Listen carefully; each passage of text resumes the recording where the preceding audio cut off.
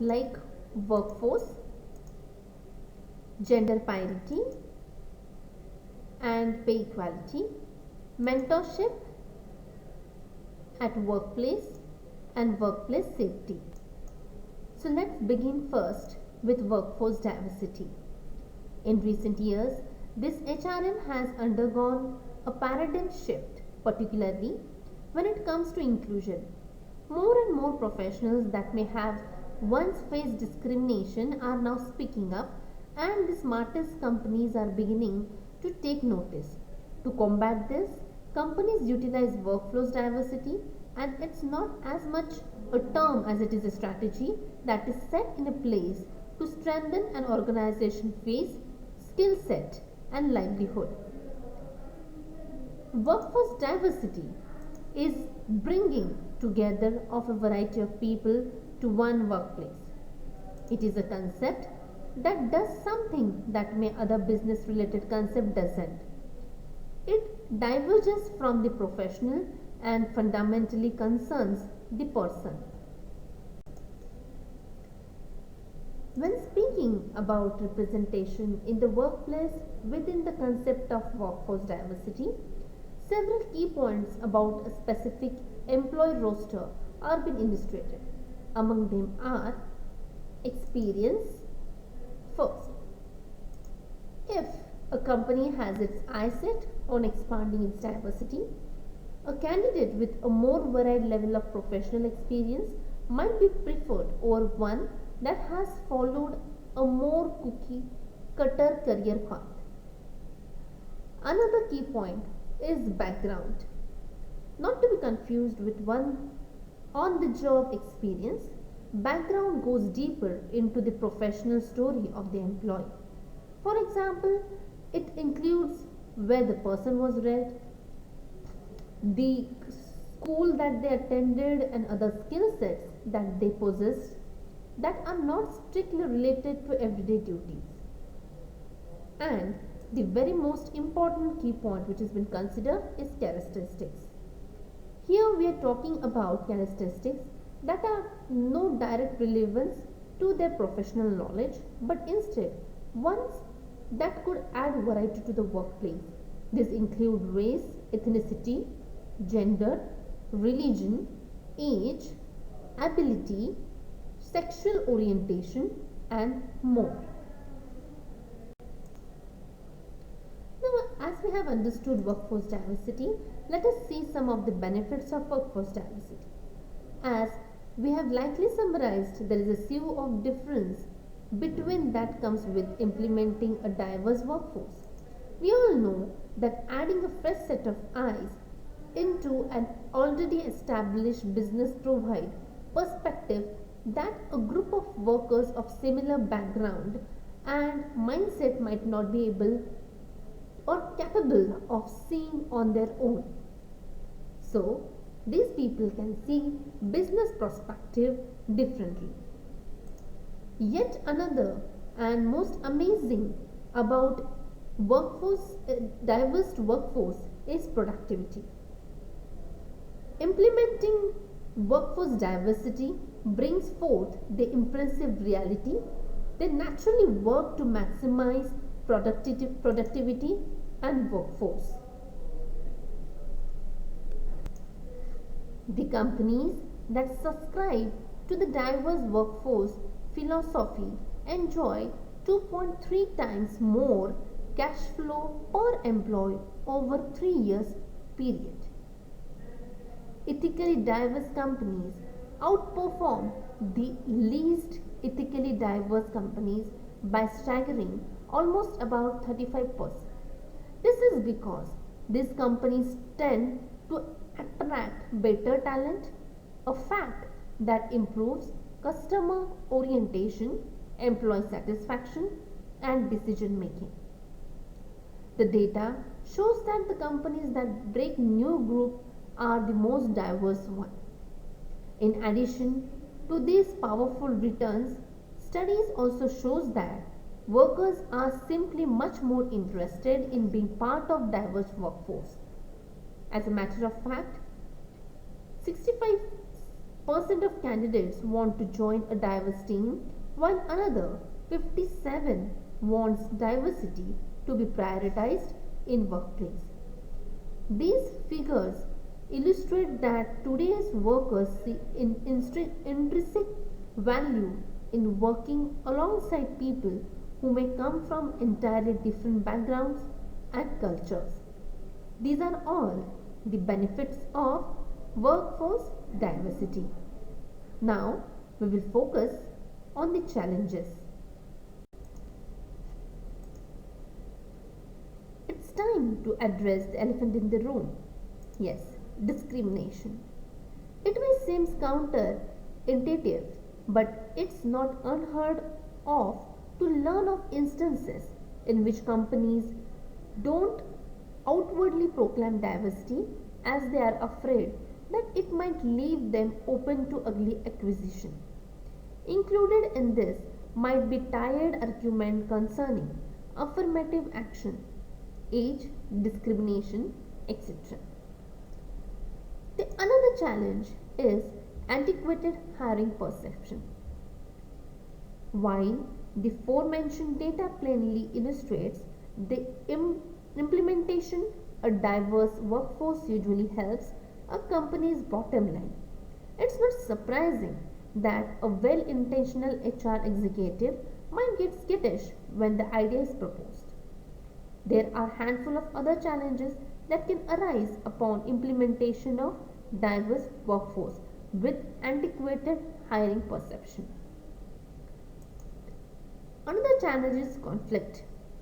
In Holt International Business School, blog author Katie Reynolds describes some of the potential conflicts inherits in the practice, particularly in terms of cultural differences.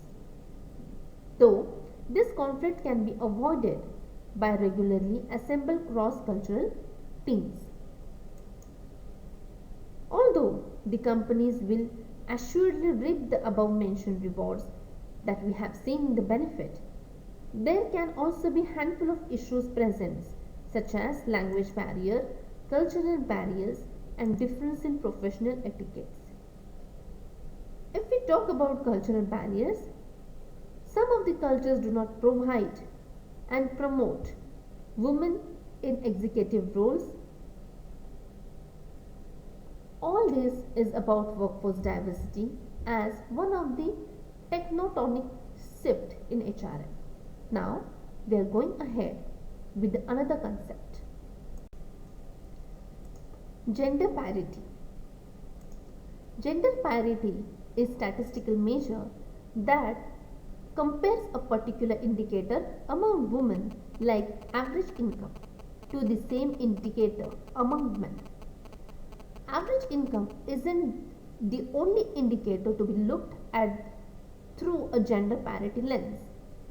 Measuring gender parity, especially how it changes over time, gives policymakers and researchers a sense of whether we are progressing or regressing in any given area, and this is an important tool for anyone working towards gender progress. Gender parity is sometimes confused with sex ratio, but these are two different types of measurements that tells researchers different kind of information. The ratio of men to women in a particular industry, say in much discussed tech industry, would be a sex ratio. Next is just gender disparity. We often hear that the men and women are equal. There is no space in this world where women has not succeeded and are not on a par with men. However, different form of differentiation between men and women still persist.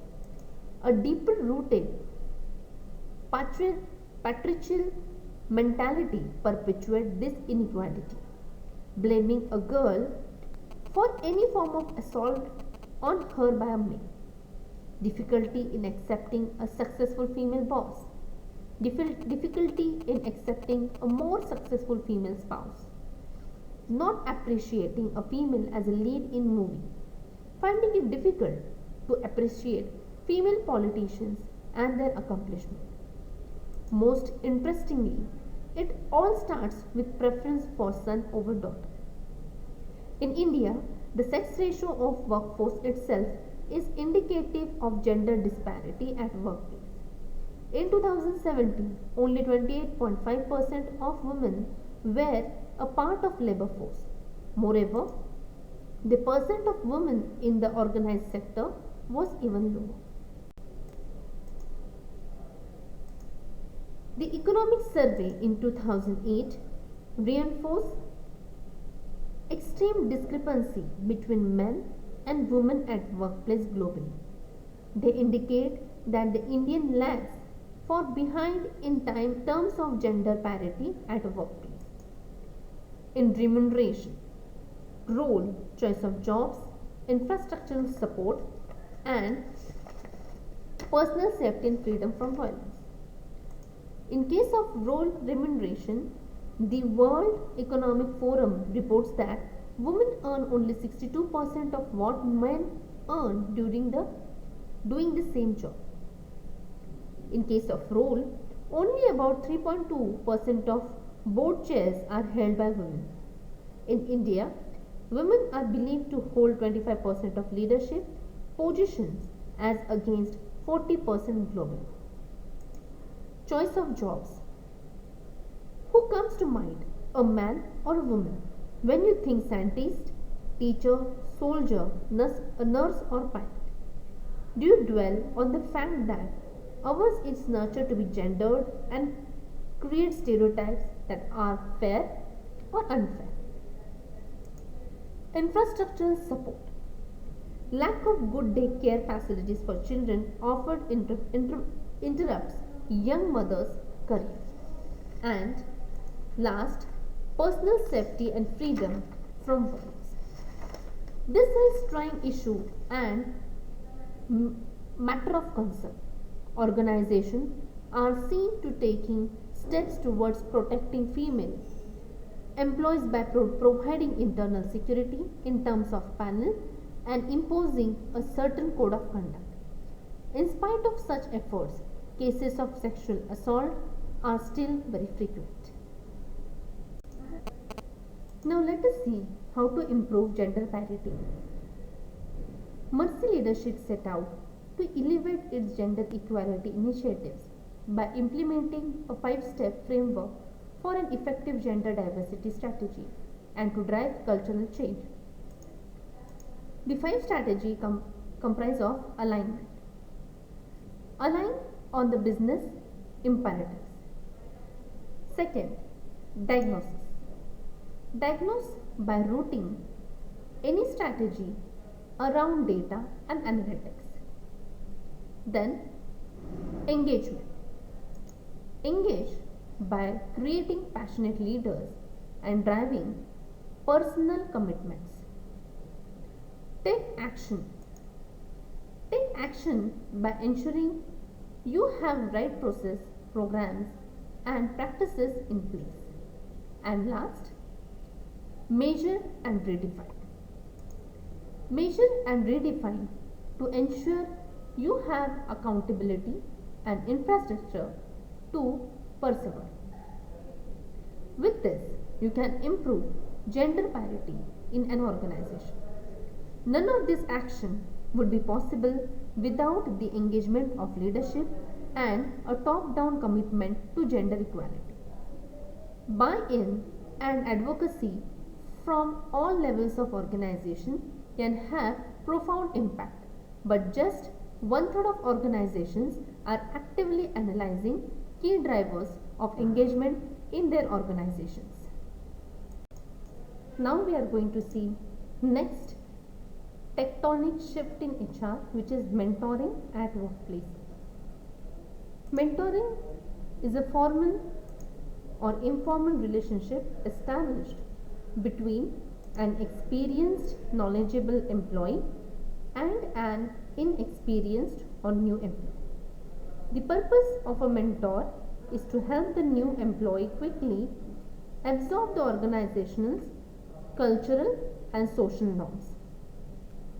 Purpose of mentoring at workplace are as follows. First, scalable, affordable employee training. When it comes to the onboarding process, job training is often designed to help the new hire learn about their specific role in the company. Through a workplace mentoring program, a more well-rounded training can be done. By spreading the load across many mentors, one can reach each mentee individually. Next purpose of mentoring is better culture. A mentoring program goes a long way in developing positive connections between co-workers, which will have positive impact on the rest of the organization. The influence that a mentee can have on those around them can help bring a more positive atmosphere to the workplace. Next purpose is fewer skill gaps. A mentor is in a position to identify additional skills that could be an advantage to the mentee and company in the long term. These include talent and capacities that may not be an asset to the employee's current role but will help them succeed in future positions with the company. Mentoring can help workers comprehend the bigger picture of how the organization functions and how their skills may apply to various roles, projects, or departments in the future. Next purpose is reputation. An organization who invests in the employee through workplace mentoring programs demonstrates that the company is interested in the success of their employee.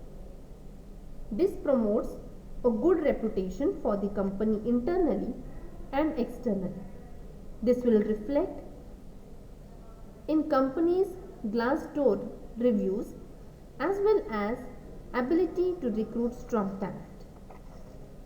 Reduce turnover. Another benefit of corporate mentorship program is that it cultivates loyalty in those who are involved. As a result, this leads to lower turnover rate. Enhance productivity. Employees who develop a mentoring relationship are often more productive in the workplace. A study by the University of Guelph in Canada demonstrated that workplace programs like mentorship can help an employee become more productive at a new company. Companies benefit from boosting their employee well-being.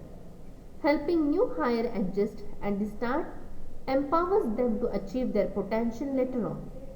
One of the professors involved in the research, Jamie Grumman, said about this finding. To achieve the purpose of mentoring, one must evolve some strategies. And the strategies for mentoring can stated as follows. In that, first comes choose goal for your mentoring program.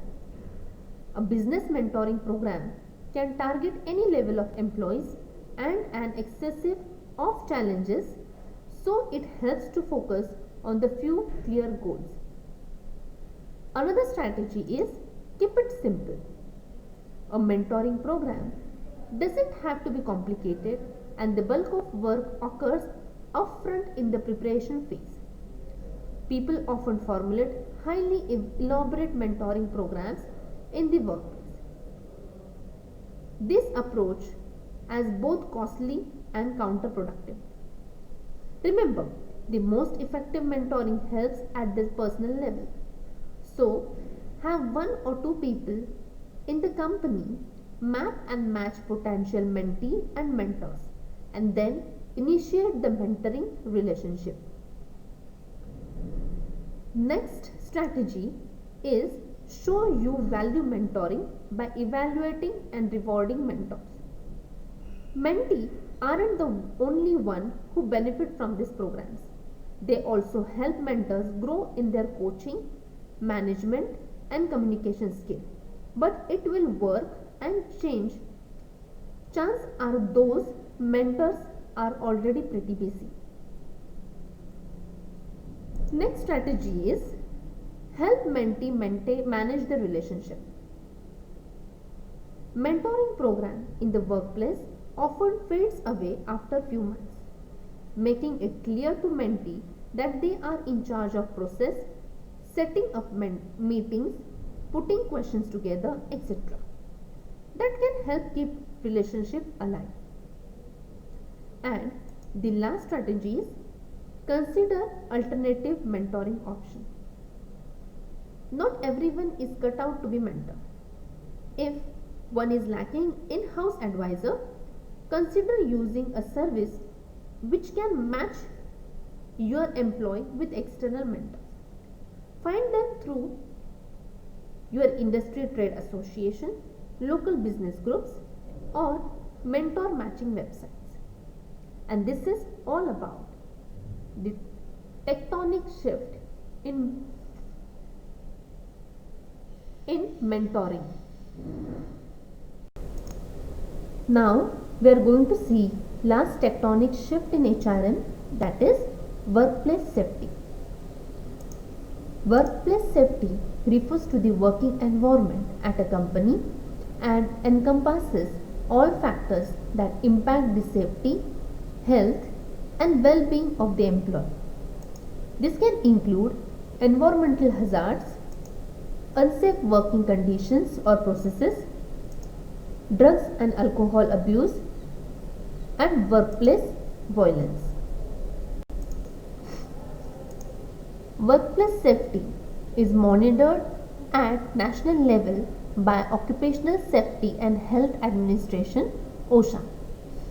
OSHA has 3 stated goals that serves as the cornerstones of its policies and regulations, in which first is improve the safety and health for workers as evidenced by fewer hazards, reduced exposure and fewer injuries, illnesses and fatalities. Second, change workplace culture to increase employer and worker awareness of commitment to and involvement in safety and health. Third goal, secure public confidence through excellence in the development and delivery of OSHA's program and services. The federal guidelines imposed by this agency are complemented by state regulations that are often tougher than those proposed by OSHA. Now we will see how to improve workplace safety. Workplace safety is an important regardless of size of a company. All companies, big or small, need to incorporate safety in their workplaces. Most small business owners take steps to try and ensure that their place of work is a safe one because it is the right thing to do. Beyond being the right thing to do, smaller companies usually recognize that the benefit to be gained by a safety workplace environment are many. Workplace safety programs can take many forms and cover many potential areas of concern. The sort of action taken by companies to maximize the safety of work environment that they create are varied and includes providing for personal safety equipments, installing equipment controls, creating and disseminating operational manuals, establishing and enforcing hazardous material handling policies, adopting a drug and alcohol testing program, offering employee counseling services, and implementing safety training programs. This is how we can ensure workplace safety, and even improve it. Now, lastly, we will see benefits of workplace safety. It can be enlisted with attention to safety issues, help businesses avoid legal penalties. One of the benefit is reduce the chances of an accident in your workplace. It improves staff morale and motivation. With it, ultimate benefit is it reduces absenteeism. And of course, with all the above benefit, it saves on money. So workplace safety ensures the safety and health of the worker and employees, and also it benefits in all ways. This is all about the tectonic shifts in HRM priorities. Thank you very much.